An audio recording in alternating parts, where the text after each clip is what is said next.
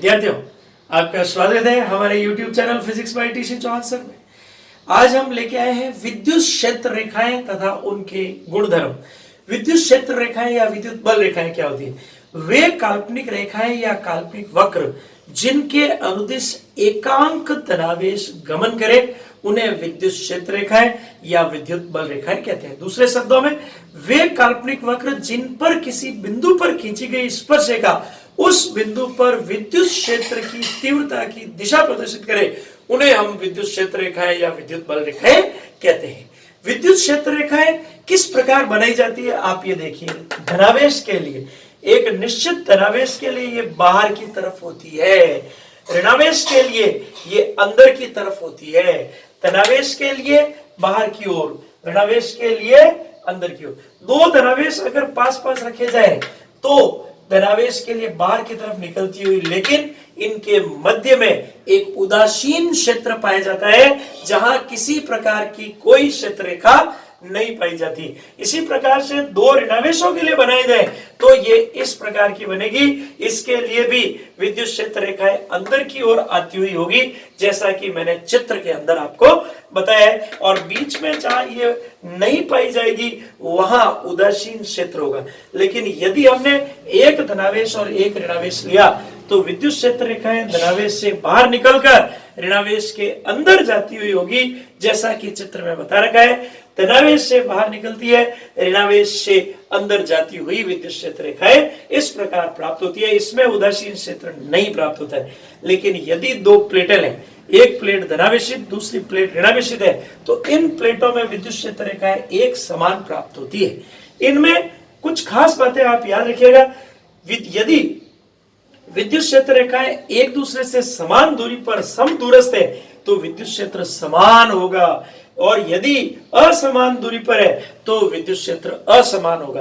विद्युत क्षेत्र रेखाएं पास पास है तो विद्युत क्षेत्र प्रबल होगा, जैसा कि यहाँ E1 पास पास है तो E1 ग्रेटर देन E2 हुआ, E1 बड़ा है E2 से, क्योंकि जहां विद्युत क्षेत्र रेखाएं पास पास होगी वहां विद्युत क्षेत्र प्रबल और जहां दूर दूर होगी वहां विद्युत क्षेत्र दुर्बल होगा। ये विद्युत क्षेत्र रेखाओं के चित्रण है जो हमने बताए। खास बात विद्युत क्षेत्र रेखाओं के गुणों के बारे में देखो विद्यार्थियों, सभी शेरा ध्यान से सुने। विद्युत क्षेत्र रेखाएं काल्पनिक होती है। नंबर एक, विद्युत क्षेत्र रेखाएं सदैव एक लचीली डोरियों की भांति कार्य करती है। विद्युत क्षेत्र रेखाएं धनावेश के लिए बाहर की ओर निकलती हुई होती है, ऋणावेश के लिए अंदर की ओर जाती हुई प्रतीत होती है। विद्युत क्षेत्र रेखाएं किसी भी बिंदु पर खींची गई स्पर्श रेखा के पदों में उस स्थान पर विद्युत क्षेत्र की तीव्रता की दिशा प्रदर्शित करती है। विद्युत क्षेत्र रेखाएं जहां नहीं होती उस क्षेत्र को उदासीन क्षेत्र कहते हैं। विद्युत क्षेत्र रेखाएं समान दूरी पर हो तो समान विद्युत क्षेत्र होगा, असमान दूरी पर हो तो उसे असमान विद्युत क्षेत्र कहते हैं। विद्युत क्षेत्र रेखाएं पास पास होगी तो विद्युत क्षेत्र प्रबल होगा, जबकि विद्युत क्षेत्र रेखाएं दूर दूर होगी तो विद्युत क्षेत्र दुर्बल होगा। विद्युत क्षेत्र रेखाएं कभी एक दूसरे को काटती नहीं, क्योंकि एक ही बिंदु पर विद्युत क्षेत्र की तीव्रताओं की दो दिशाएं नहीं हो सकती। इस कारण से हम ये कह सकते हैं कि विद्युत क्षेत्र रेखाएं या विद्युत बल रेखाएं कभी एक दूसरे को नहीं काटती। देखिए, विद्युत क्षेत्र रेखाओं के ऊपर, चित्रण के ऊपर या फिर उनके गुणों के ऊपर कोई भी सवाल पूछा जा सकता है। यह एक सेशन बहुत इंपॉर्टेंट है। इसके ऊपर सवाल IIT में आ सकते हैं, नीट में आ सकते हैं, और इसके ऊपर प्रश्न 12th बोर्ड में भी पूछे जा सकते हैं। कुछ क्वेश्चन हैं जिनके ऊपर अपन डिस्कस करते हैं। क्वेश्चन नंबर फर्स्ट, अगर आपको दो प्लेट्स दे रखी है, ये दो प्लेट्स हैं, एक के ऊपर पॉजिटिव चार्ज है, एक के ऊपर ऋणावेश।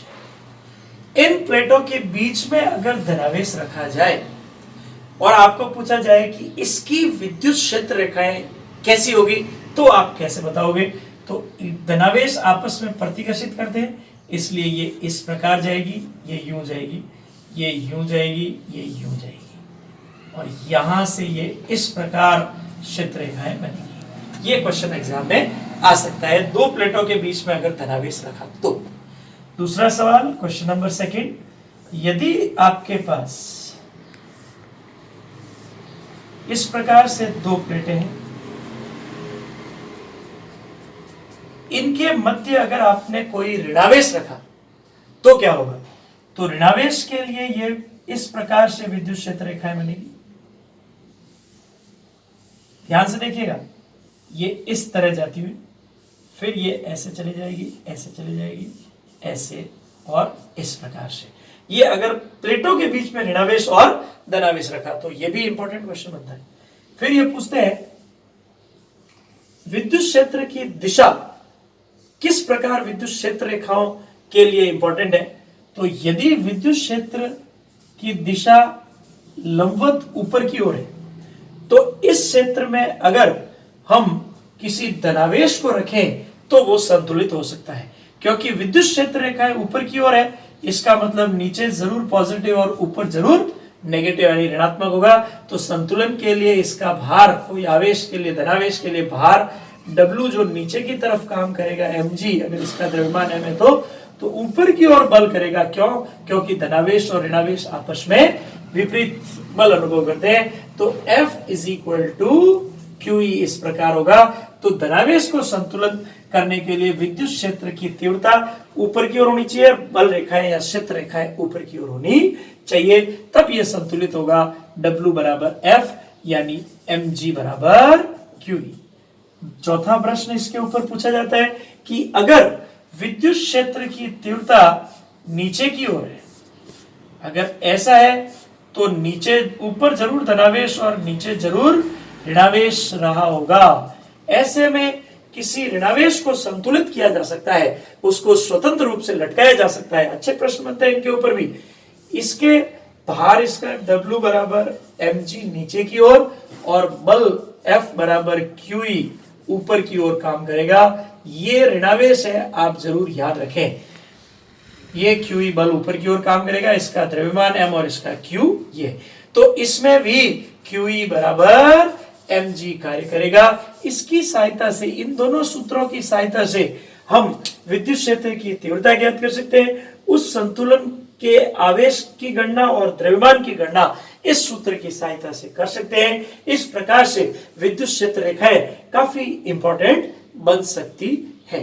तो मैं उम्मीद करूंगा ये सेशन आपके लिए बहुत यूजफुल रहा होगा। आप हमारे YouTube चैनल को शेयर करें, सब्सक्राइब करें, लाइक करें। धन्यवाद, थैंक यू।